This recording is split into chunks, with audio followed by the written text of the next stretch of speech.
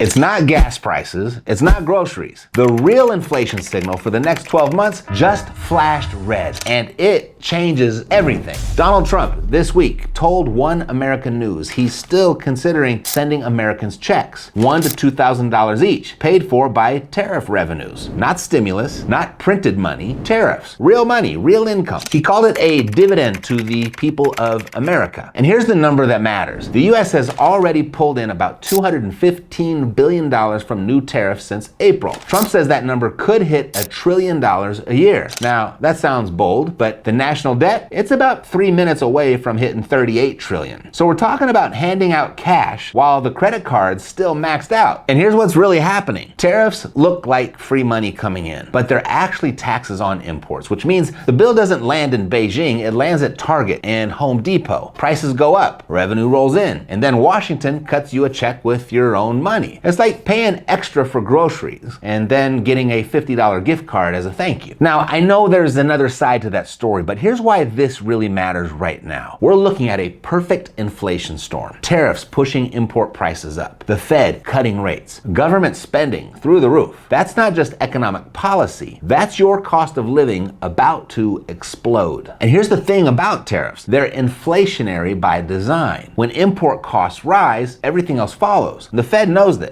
Wall Street knows this. And smart money is already positioning for what comes next. Because when prices rise across the board, you want to be holding assets, not cash. Because you're either going to be an owner or you're going to get owned. And more on that in just a second. But many are saying this tariff money could help pay down debt instead. However, analysts at the Bipartisan Policy Center say the big beautiful bill, it's going to add $3.4 trillion to the debt over the next 10 years. More than $4 trillion if you count interest. So the math on paying down the debt, it doesn't really pencil out. So we just send out the checks instead? Could it even happen? Not without Congress. Missouri Senator Josh Hawley already tried something similar. The American Worker Rebate Act. $600 per adult, $600 per kid, funded by tariffs. Never passed. And Congress couldn't even agree on a budget last week. So passing a brand new rebate plan, the long shot. But here's the thing. Even if these checks never show up, they tell us where policy's headed, toward cash for votes populism. Everyone wants to look like they're helping the middle class before the election. But these short-term sugar highs,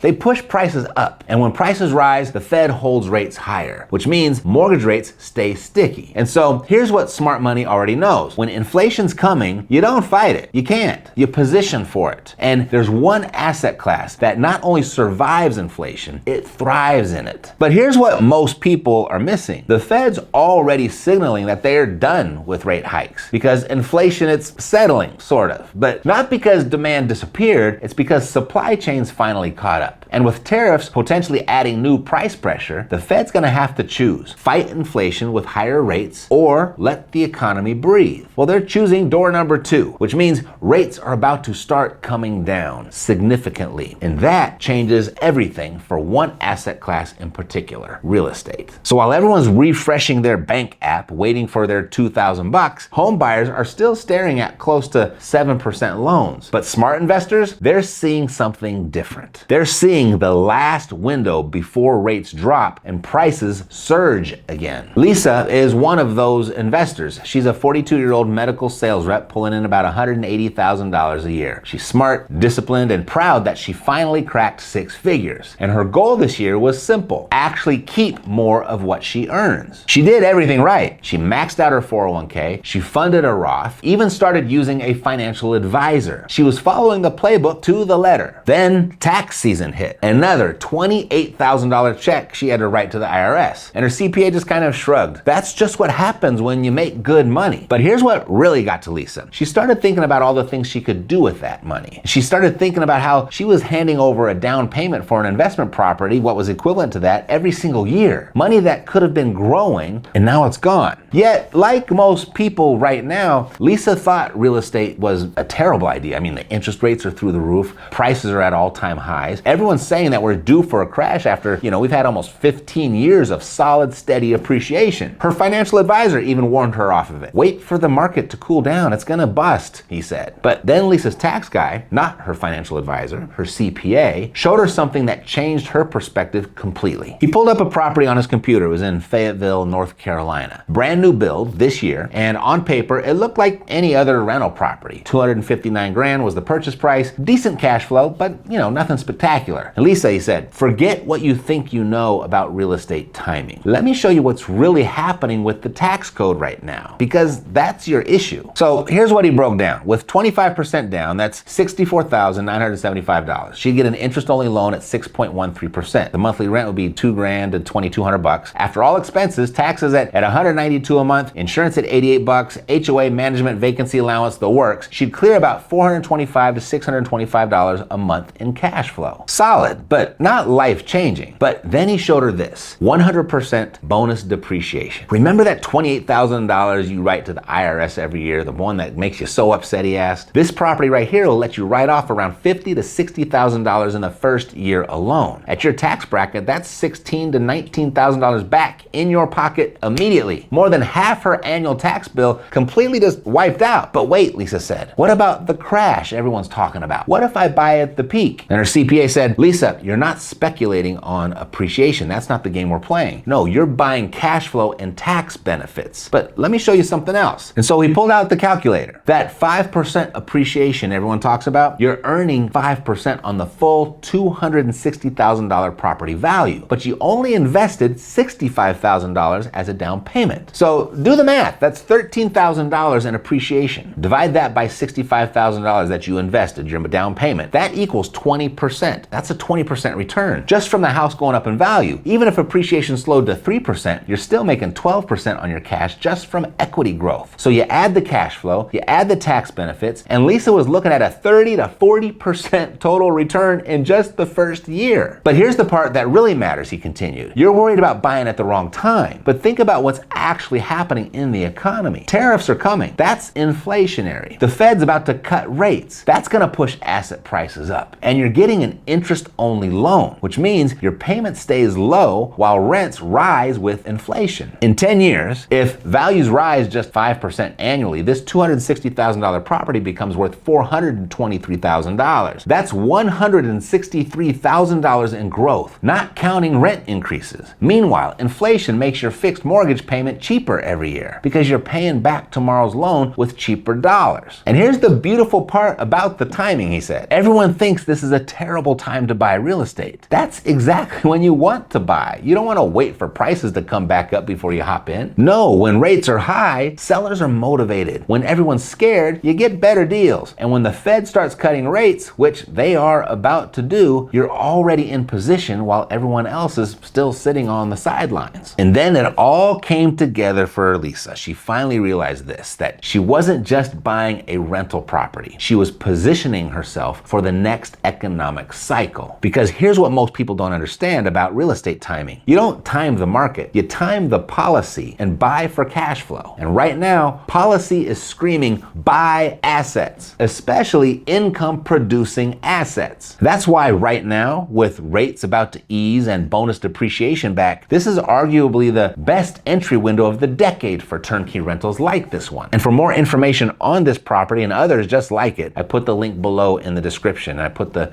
QR code right here for you, or just get it the old-fashioned way at frustratedinvestor.com. But here's the takeaway. Don't wait for the government to hand you $2,000. Find a way to keep 20,000 of your own. That's what Lisa did, and that's what smart investors are doing right now, turning their tax bill into an income stream instead of waiting for a dividend from tariffs. Because if Washington's putting a check in your pocket, it means they already took twice that from your other pocket. But when you own the right assets at the right time, the government actually pays you to own them, and that's real money. But Matt, I don't know how, I don't have the time, I don't want to be a landlord. Hey, I get it. And that's why I pulled this video out for you right here, so that none of those are an issue. Check it out. Otherwise, I'll see you next time. Thanks for watching. Take care.